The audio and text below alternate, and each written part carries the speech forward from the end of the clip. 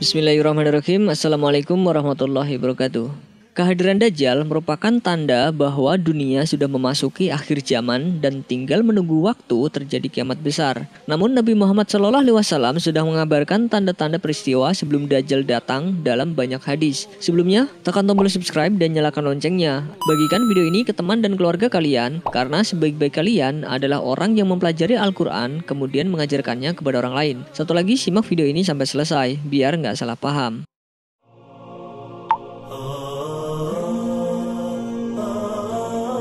Sebelum Dajjal muncul, banyak terjadi peperangan yang dimenangkan oleh kaum muslimin melawan bangsa Romawi dan kaum Nasrani. Seperti yang diriwayatkan oleh Nafi bin Utbah bin Abu Waqqas radhiyallahu anhu bahwa Rasulullah SAW bersabda, "Kalian akan memerangi jazirah Arab sehingga Allah memenangkan kalian atasnya. Kemudian kalian memerangi Persia sehingga Allah memenangkan kalian atasnya. Kemudian kalian memerangi Romawi sehingga Allah memenangkan kalian atasnya. Kemudian kalian memerangi Dajjal sehingga Allah memenangkan kalian atasnya." Hadis riwayat Muslim. Selain itu, datangnya Dajjal ke muka bumi akan ditandai dengan terjadinya pertempuran besar yang terjadi di kota Madinah, seperti yang diuraikan oleh Mu'adz bin Jabal radhiyallahu anhu bahwa Rasulullah SAW bersabda, "Ramainya Baitul Maqdis atau Masjid Al-Aqsa merupakan tanda runtuhnya kota Yatsrib atau Madinah." Runtuhnya kota Yatsrib merupakan tanda terjadinya pertempuran yang besar. Terjadinya pertempuran yang besar merupakan tanda dibebaskannya kota Konstantinopel. Dibebaskannya kota Konstantinopel merupakan tanda munculnya Dajjal. Hadis riwayat Ahmad.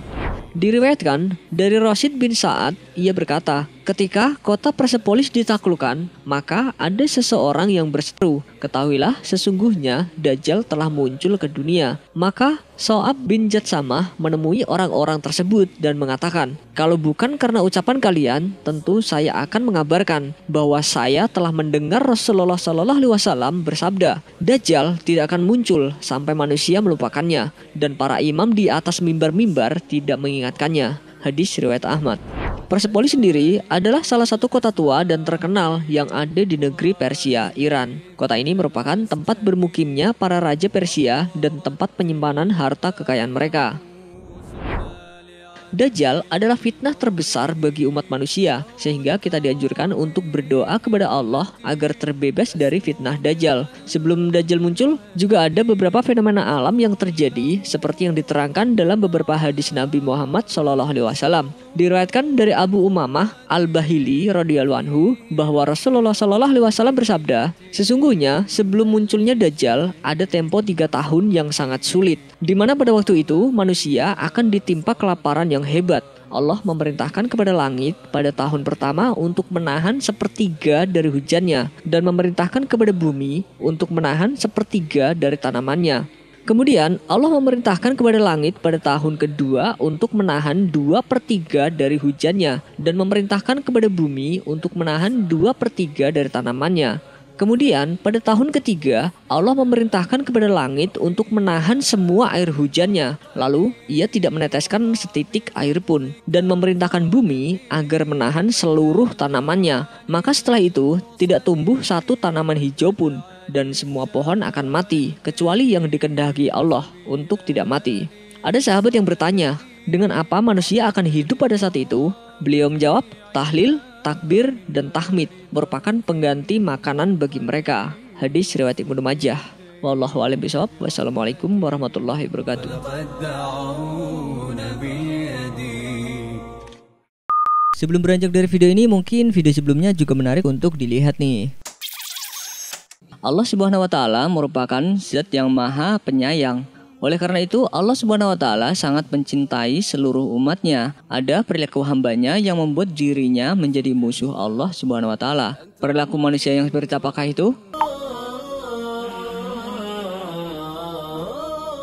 Seperti yang disebutkan dalam hadis dari Abu Hurairah radhiyallahu anhu, dari Rasulullah SAW bersabda, Allah Ta'ala berfirman, "Ada 3 jenis orang yang aku merupakan musuh mereka pada hari kiamat. Seseorang yang bersumpah atas namaku lalu mengingkarinya. Seseorang yang menjual orang merdeka lalu memakan uang dari harganya, dan seseorang yang mempekerjakan pekerja kemudian pekerja itu menyelesaikan pekerjaannya namun tidak membayar upahnya. Hadis riwayat Bukhari.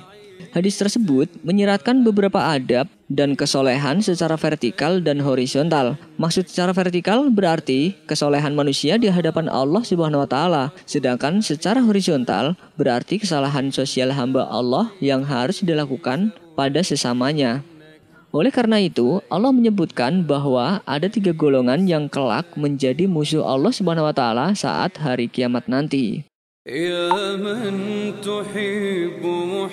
Seperti yang disebutkan dalam hadis sebelumnya, golongan pertama yang akan menjadi musuh Allah adalah mereka yang ingkar janji. Dalam Islam, janji dianalogikan sebagai sebuah hutang, di mana hutang adalah wajib ditunaikan. Ada sebuah hadis riwayat Ahmad dan Al-Bazzar yang menyebutkan, tidak ada iman bagi orang yang tidak memiliki amanah, dan tidak ada agama bagi orang yang tidak memegang janji. Hadis riwayat Ahmad dan Al-Bazzar. Bahkan secara tidak langsung orang yang mengingkari janjinya termasuk dalam kategori orang munafik. Beberapa ciri orang munafik diantaranya yaitu pendusta, pengingkar janji, dan pengkhianat. Hal ini juga diperkuat dalam Al-Quran surat An-Nisa ayat 58 yang berbunyi, sesungguhnya Allah menyuruh kamu menyampaikan amanat kepada orang yang berhak menerimanya, dan menyuruh kamu apabila menetapkan hukum di antara manusia supaya kamu menetapkan dengan adil. Quran surat An-Nisa ayat 58.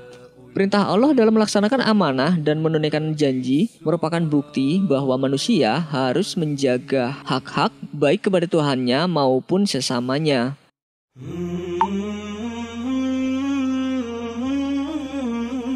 Selanjutnya, golongan kedua yang akan menjadi musuh Allah yaitu orang yang menjual orang yang kemudian menikmati hasil penjualannya tersebut. Hal ini mengingatkan kita kembali ke alam perbudakan yang sering terjadi pada zaman jahiliyah, di mana budak perempuan sering diperdagangkan dengan harga murah. Bahkan tidak sedikit dari mereka yang dipaksa melacurkan diri oleh para majikannya.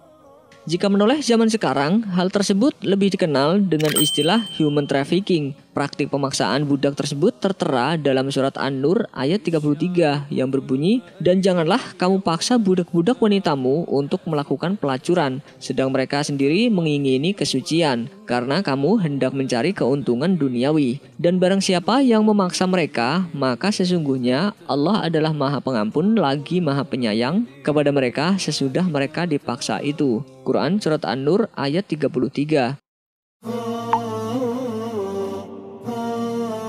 Golongan terakhir yang menjadi musuh Allah kelak adalah seorang atasan yang tidak menunaikan kewajiban untuk membayar bawahannya. Islam tidak hanya menempatkan bekerja sebagai hak, tetapi juga kewajiban. Oleh karena itu, para pekerja berhak mendapatkan upah.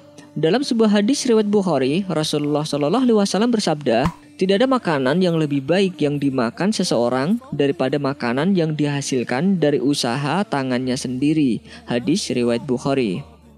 Bekerja dalam Islam diartikan sebagai bentuk pengabdian seseorang baik kepada Allah Subhanahu wa taala maupun bentuk usahanya untuk mendapatkan penghasilan. Oleh karena itu, seseorang mampu memenuhi kebutuhan hidupnya dan Islam menjamin hak pekerja dengan baik. Rasulullah SAW juga memerintahkan memberikan upah sebelum keringat orang bekerja itu kering. Dari Abdullah bin Umar, Rasulullah SAW bersabda, berikan kepada seorang pekerja upahnya sebelum keringatnya kering. Hadis riwayat Ibnu Majah. Wallahu a'lam bishawab. Wassalamualaikum warahmatullahi wabarakatuh.